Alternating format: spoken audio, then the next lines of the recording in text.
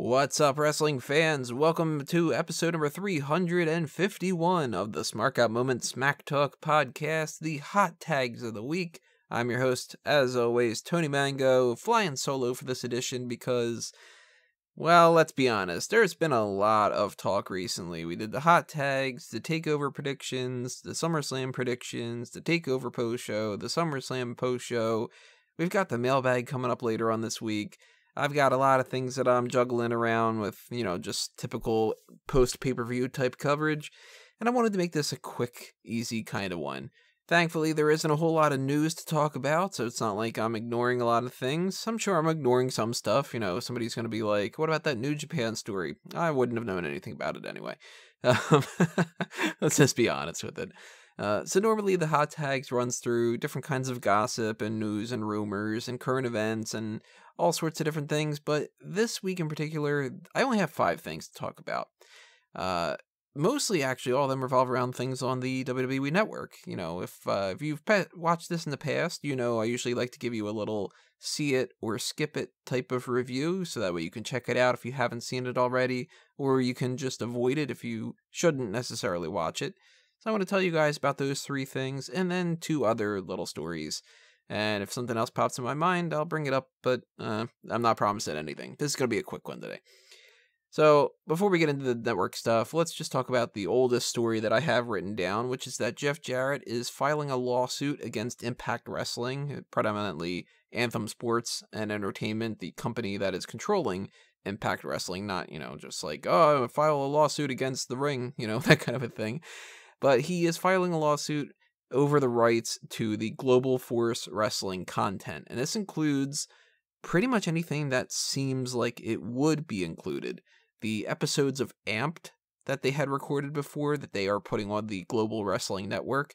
The Global Wrestling Network itself, to a certain extent, because that does kind of imply the Global Force Wrestling brand. It's got the green, it's Global Wrestling, it's kind of hard to go against that one.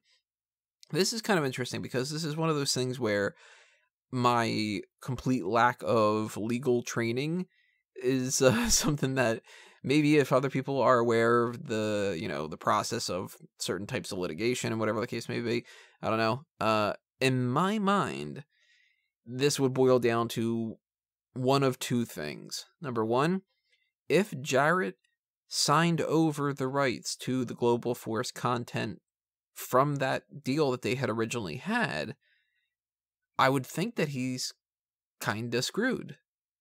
If he owns the Global Force Wrestling brand, and this was kind of one of those deals where it was assumed that they would take over the Global Force Wrestling brand and it would kind of be merged, but they didn't merge, and in the process they've just been using the GFW material, then I think that he might have a case, and he might be able to pull that kind of content.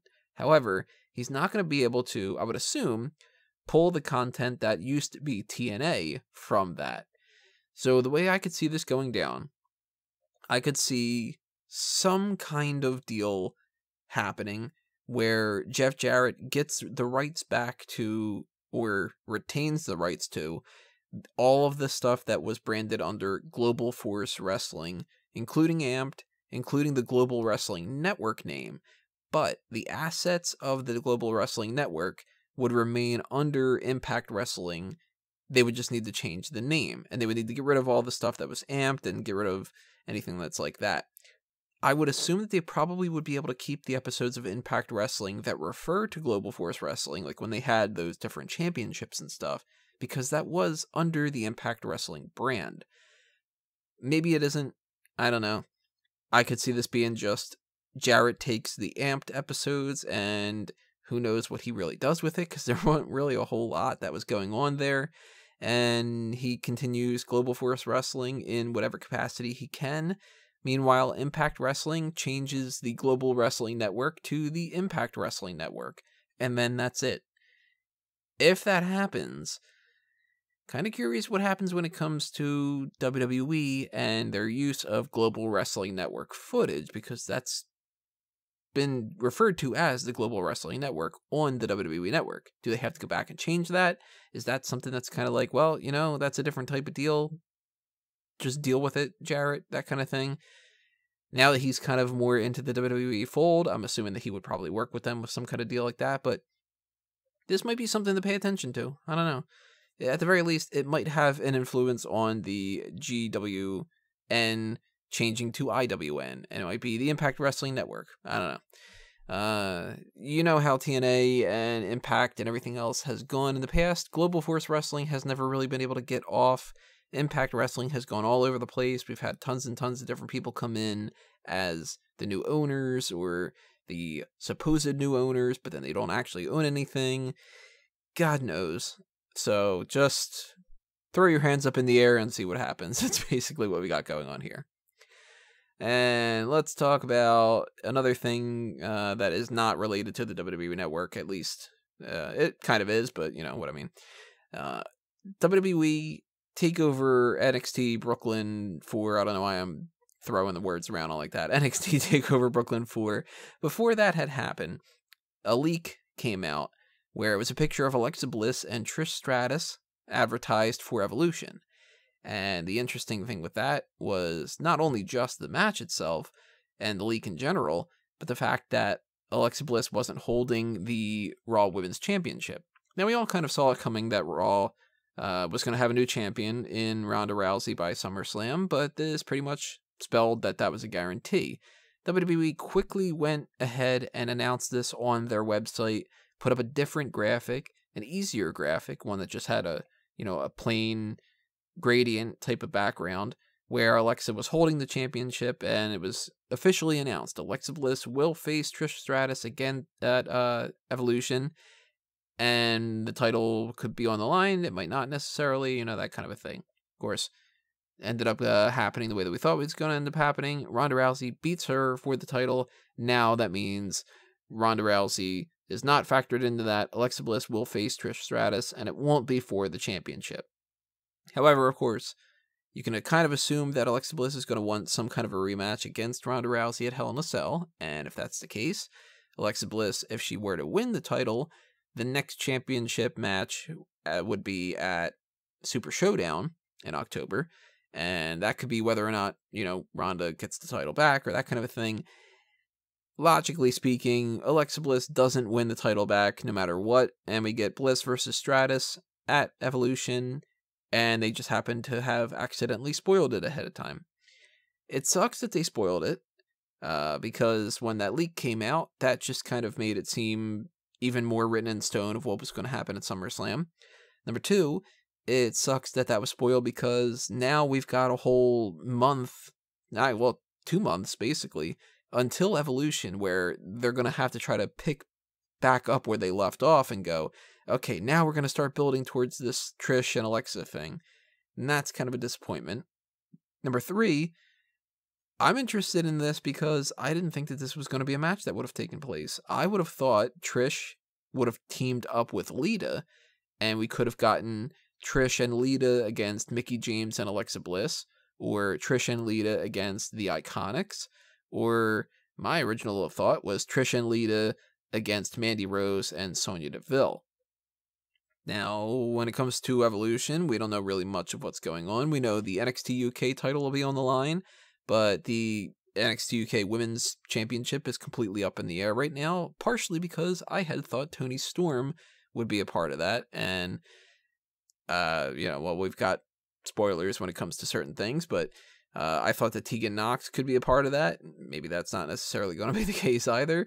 We know that the Mae Young Classic Finals is going to take place, and we know who is going to be in the Mae Young Classic Finals. If you want to know what that is, go on the page on smarkatmoment.com, and you will see the spoilers there. We've got the Raw Women's Championship will be defended. The SmackDown Women's Championship will be defended. I am still 100% assuming that there is going to be some kind of a multi-woman match, maybe a Battle Royal. And there's still some rumblings that we could get a women's tag team division. And if that's the case, you got to assume Becky Lynch and Charlotte Flair are not going to be a part of that now that they've split up. Who knows? Maybe on SmackDown tonight they get a little clarification on that. But I would think that Bayley and Sasha Banks would be in the mix for that instead. Ronda Rousey going into Evolution with the Raw Women's Championship. One of the rumors that we are hearing now is that she might fight Nikki Bella Which, if that's the case, that throws out another one of the things that I was thinking, which was if the Bella Twins are involved in this, they might be involved in the tag title match. If they do, in fact, have a women's tag team championship. Or we could get the Bella Twins against the Iconics, or, something along those lines. If we get Nikki Bella versus Ronda Rousey, maybe we get Maurice versus Brie Bella. And that would look at this card being Alexa versus Trish, NXT UK Women's title, the NXT Women's title, which Kairi Sane against Shayna Baszler, maybe, the Raw Women's Championship, which could be Nikki Bella versus Ronda Rousey, the Brie Bella versus Maurice match, the SmackDown Women's Championship match, which could be Becky versus Charlotte, something like that, Women's Tag Title match, which could be Sasha and Bayley against the Iconics or something like that, and then some sort of Stephanie McMahon thing, maybe, and I don't know, multi-woman match. That's looking at 9 matches on a card already. If that's the case, that's a whole card. So we might be looking at the whole Evolution card, but who knows? Trish and Alexa seems to be a lock, though. And if you were the guy that spoiled that and leaked that out by accident, that sucks, man. So now let's talk about the things on the network. Actually, one of them wasn't on the network, technically. It was on the YouTube channel, but it's all the same thing. And that was WWE Chronicle, How Samoa Joe Proved WWE Wrong. Very good. I 100% recommend checking this out. It's like 40 minutes long or so, but it comes off very similar to like WWE 24 or WWE 365, where it's nothing special. I mean, it's not the type of thing where it's like, oh my God, this changes how we're going to, take WWE. It's just a behind-the-scenes look at Samoa Joe to a certain extent, but it's good. And it's not the type of thing that dives into stuff that maybe would be on the side of things that you see all the time, but it's also not the type of thing that is so like, hey, we're going to profile Samoa Joe from, the moment he grew up until whatever. They go back in time, they talk about some other stuff in the past, they talk about some current stuff, they have him post-match for certain things, they have him talking about stuff that just had happened, like the Money in the Bank at the time, and it's really just kind of a good look at, any of that kind of insight. I really dug that a lot. I think that you should definitely check that out if you get the time. I love the behind-the-scenes type stuff like that. It's just something that I'm a fan of, that I'm a fan of, or I'm fond of. That's how I should be saying that. Kind of tired if you can't tell. Unfortunately, I can't see it when it comes to the Season 3 premiere of WWE Story Time, which was called Great Escapes. And the 5 stories that they told there were as follows. I'll just tell you it because I don't think that you should bother watching it. The Big Red Nightmare was about Christian saying that he used to have nightmares about Kane. I didn't laugh.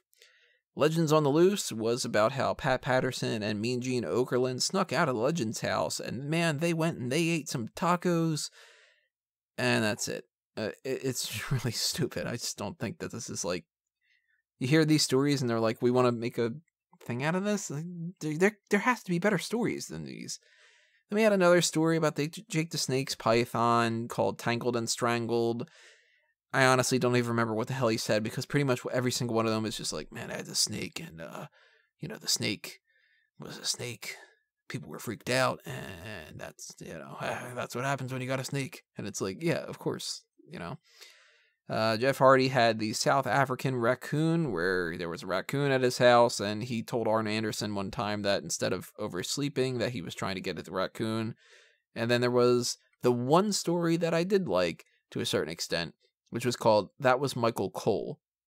And that was Taz saying that one time they were doing SmackDown, and over the headset, they could hear Vince McMahon cutting a promo backstage.